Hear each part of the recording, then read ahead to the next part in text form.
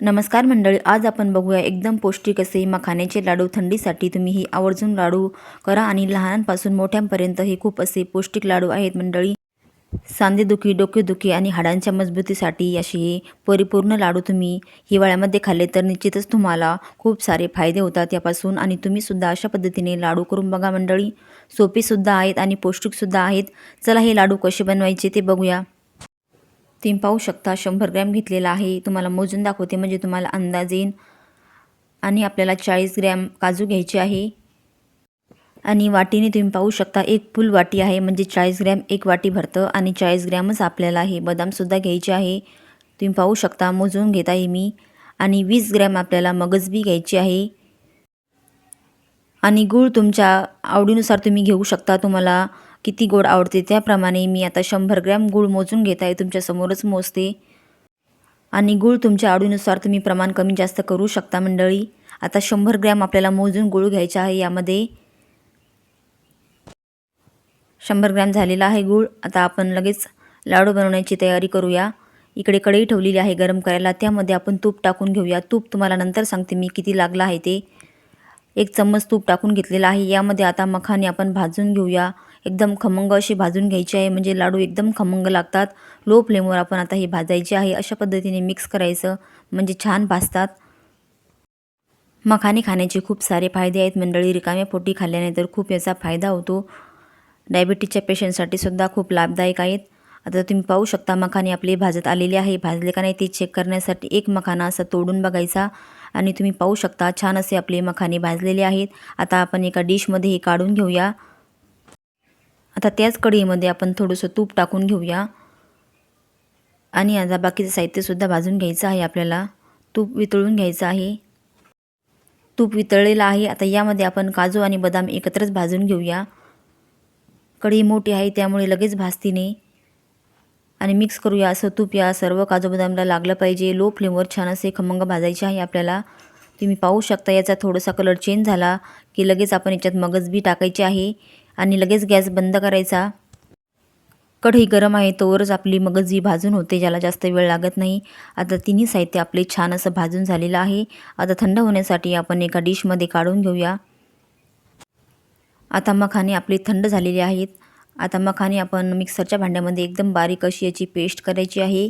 थोडे थोडे करून आपण सर्व मखाने बारीक करून घेऊया. आता एका भांड्यामध्ये आपण काढून घेऊया. अशाच पद्धतीने सर्व मखाने मी आता बारीक करून घेणार आहे. आणि काजू बदामची पावडरसुद्धा अशीच आपल्याला बारीक करून घ्यायची आहे मंडळी. आता मखाण्याची पावडर आपली तयार आहे. आता काजू बदामसुद्धा अशाच पद्धतीने आपण बारीक करून घेऊया. सर्व या भांड्यामध्ये टाकून देऊया. तुम्ही पाहू शकता अशा पद्धतीने एक बारीक याची पूड केलेली आहे.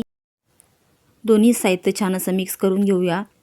यामध्ये टाकून दिलेली आहे आता ही पूड काजू बदामची. आणि छान असं मिक्स करायचं आहे आपल्याला. आणि आता आपल्याला गूळ वितळून घ्यायचा आहे कढईमध्ये.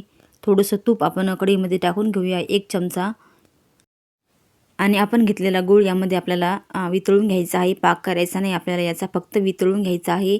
आपण 100 ग्रॅम गूळ घेतलेला आहे तो सर्व यामध्ये टाकून द्यायचा. आणि छान यामधले गुठळ्या फोडून घ्यायच्या आहे आपल्याला. गुठळी राहता कामा नये यामध्ये. तुम्ही पाहू शकता थोडा मेल्ट झालेला आहे. आता सर्व गूळ आपल्याला मेल्ट करून घ्यायचा आहे. अशा पद्धतीने गूळ आपला वितळलेला आहे. तुम्ही पाहू शकता गुठळी एकसुद्धा नाही राहिलेली यामध्ये. आता हा गूळ आपण या मिश्रणामध्ये ओतून देऊया. गरम गरमच आपल्याला यामध्ये टाकायचा आहे सर्व गूळ. तुम्ही पाहू शकता पाक आपण अजिबात केलेला नाही. खूप छान असे लाडू तयार होतात मंडळी. आणि पूर्ण गूळ टाकलेला आहे यामध्ये. किंवा तुम्ही हे मिश्रण कढईमध्ये सुद्धा टाकू शकता आणि मिक्स करू शकता. चमच्याने असं मिक्स करून घेऊया आपण. आणि विलायची पावडर विसरली टाकायची, ती टाकून घेऊया आपण थोडीशी. ऑप्शनल आहे, तुम्हाला नसेल टाकायची तर नाही टाकली तरी चालेल, पण छान टेस्ट येते त्यामुळे. किंवा तुम्ही जायफळ पूडसुद्धा टाकू शकता यामध्ये. थोडंसं थंड झालेलं आहे मिश्रण. आता हाताने मिक्स करून घेते मी. आणि तुम्ही मिक्सरला सुद्धा थोडंसं फिरून घेऊ शकता तुम्हाला जर असं कोरडं वाटलं मिश्रण तर. आणि 1 वाटी तूपसुद्धा मी गरम करून टाकलेलं आहे यामध्ये. एकूण आपल्याला 150 ग्रॅम तूप लागलेलं आहे लाडूसाठी. तुम्ही मिक्सरला सुद्धा फिरवून घेऊ शकता थोडंसं. हे थोडं थोडं मिश्रण घेऊन मिक्सरला फिरवलं तर थोडंसं ओलसर होतं. आणि तुम्हाला लाडू जर नाही बांधता आले तर अजून तुम्ही थोडंसं तूप यामध्ये घालू शकता. आणि पूर्णपणे मिश्रण आपलं हे मिक्स झालेलं आहे तुम्ही पाहू शकता. आता लगेच आपण हे लाडू बांधून घेऊया. अजिबात तुपायची गरज नाही. पुन्हा एकूण आपण 150 ग्रॅम तूप वापरलेलं आहे. प्रमाण लक्षात ठेवा. डिस्क्रिप्शनमध्ये मी तुम्हाला याची सामानाची लिस्ट देते, काय काय साहित्य लागलं आहे ते. अशा पद्धतीने लाडू आपण असे वळून घ्यायचे आहे. तुमच्या आवडीनुसार तुम्ही छोटे मोठे वळून घेऊ शकता. मंडळी, तुम्ही चॅनलवर पहिल्यांदा आला असेल तर चॅनलला सबस्क्राईब करून घ्या आणि तुम्हाला ही आजची रेसिपी कशी वाटली कमेंट करून सांगा. रेसिपी आवडली असेल तर एक लाईकसुद्धा करा. अशा पद्धतीने एकदम पौष्टिक असे, हेल्दी, कॅल्शियमने भरपूर असे, खूप साऱ्या पोषक तत्वांनी भरलेले लाडू तयार आहे आपले. तुम्हीसुद्धा करून बघा मंडळी. आणि आजची रेसिपी शेवटपर्यंत पाहिल्याबद्दल तुमचे मनापासून खूप खूप धन्यवाद. भेटूया अशाच मस्त छान टेस्टी हेल्दी स्वीट भन्नाट रेसिपीमध्ये. बाय बाय मंडळी.